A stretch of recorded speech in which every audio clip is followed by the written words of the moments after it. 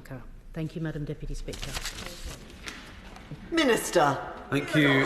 Well, thank you very much indeed, Madam Deputy Speaker. And I'm very pleased to respond to this debate, and I thank the Honourable Member for Carshalton and Wallingford for leading this debate, and the Honourable Members for Richmond Park, East Ham and Chipping Barnet for securing it. And we've had a number of very moving contributions reflecting the deep humanitarian and economic crisis afflicting the country of Sri Lanka, and I'm very grateful for those contributions. Additionally, we heard from the Honourable Members from Mitcham and Morden, the Right Honourable Member for Kingston and Surbiton, Richmond Park, Ealing North, Leicester East, Strangford, and of course the opposition spokespersons from Dundee West and Hornsey and Wood Green. I should say, Madam Deputy Speaker, that of course Minister Anne-Marie Trevelyan is now the lead Government Minister on our relations with Sri Lanka, but I'm pleased to take this debate on her behalf, and I will briefly reflect on the activities of Lord Ahmed, who until now has held that brief, in my following remarks. Of course, Madam Deputy Speaker, the UK and Sri Lanka have had a long shared history. Many UK citizens and parliamentarians themselves have very close ties with that country. We've heard members speak movingly of their experiences in Sri Lanka today.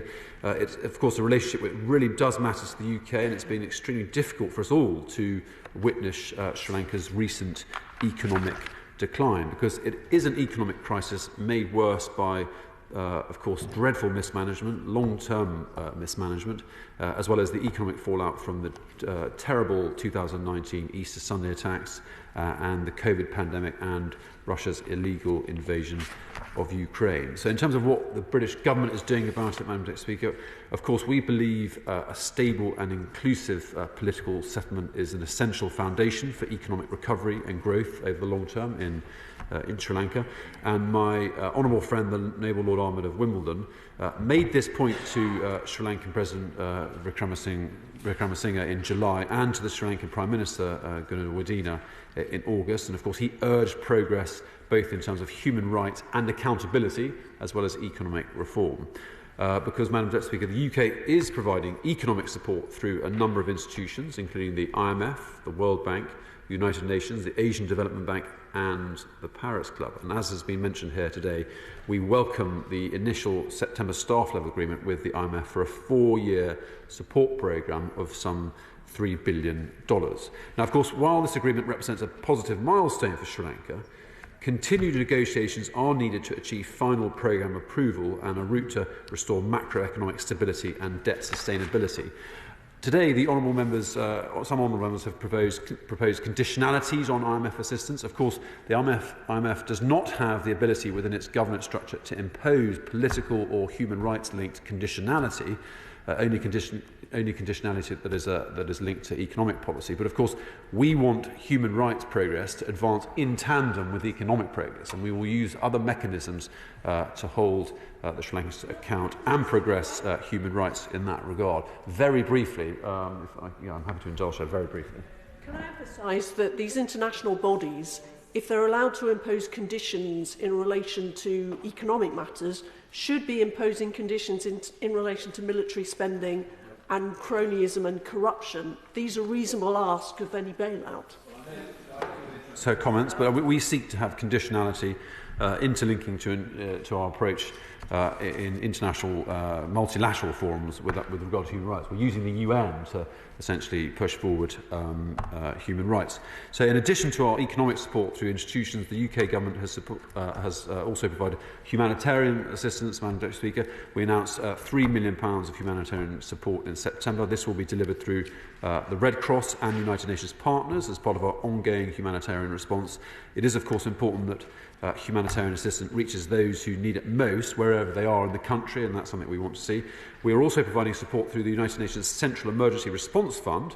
The UK is the largest donor to the United Nations Central Emergency Response Fund, contributing more than £1.7 billion since its inception in 2006, and the fund has already provided $5 million to Sri Lanka. Now, I would like to address the question raised by the Honourable Gentleman for Kingston and Surbiton about conditionality with regard to trade discussions. Now, of course, the generalised scheme of trade preferences, the EU scheme to which he referred, that will be replaced by our new developing countries trading scheme in early next year. And under this new scheme of preferences, the UK will retain the power to suspend a country on the grounds of human rights violations. So I take his point, and I'm pleased to confirm that we will have that capacity in the future under our new arrangement. I'm afraid I really can't because okay, very briefly. Just giving way. I'm afraid I'm not sure if he's read the House from all sides or the motion today. It's not a question whether the government has the capacity to take this, whether they're going to use that capacity to send the message that this House wants to send. We are not prepared to put up any longer with the way the Sri Lankan government is treating many of the citizens, not least from the Tamil community. Indeed, I note his intervention with gratitude. And I hope I've offered him reassurance by noting we do have that capacity, and I'm not going to make pronouncements from the dispatch box today about our plans, but I think that is reassuring to members to know that we maintain that freedom of movement in terms of our future trading relationship with Sri Lanka.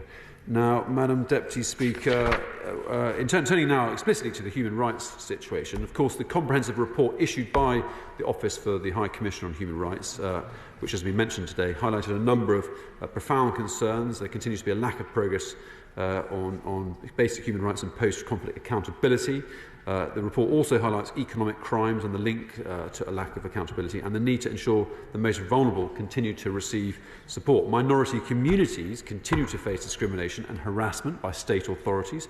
In the north and the east of the country, where Tamils and Muslims are the majority, schemes that emphasise Buddhist hegemony continue to aggravate tensions. And for 2 years, provincial council elections have been delayed under the promise of electoral reform, denying a voice for local and minority groups. Protest leaders have been arbitrarily or unlawfully arrested, and the state of emergency powers have been extensively used. The government of Sri Lanka have made numerous commitments to the international community to address this situation. They have promised to repeal the Prevention of Terrorism Act and implement legislation that is compliant with international human rights standards.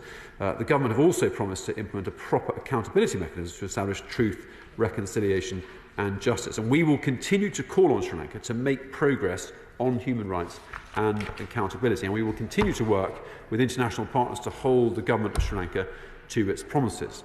We have supported efforts to promote human rights and peace and reconciliation in Sri Lanka for many years. And of course, in October, we worked with partners in the UN to agree the new resolution on Sri Lanka, which has been mentioned many times today, Resolution 51.1, to extend the mandate to report on the realities on the ground and to preserve and protect evidence of past human rights violations and abuses for future accountability processes. So this international framework ensures that Sri Lanka remains on the international human rights agenda, and we believe this diplomatic approach is the best way to encourage progress. However, we do recognise that sincere and sustainable progress on human rights and accountability must be led by the people of Sri Lanka.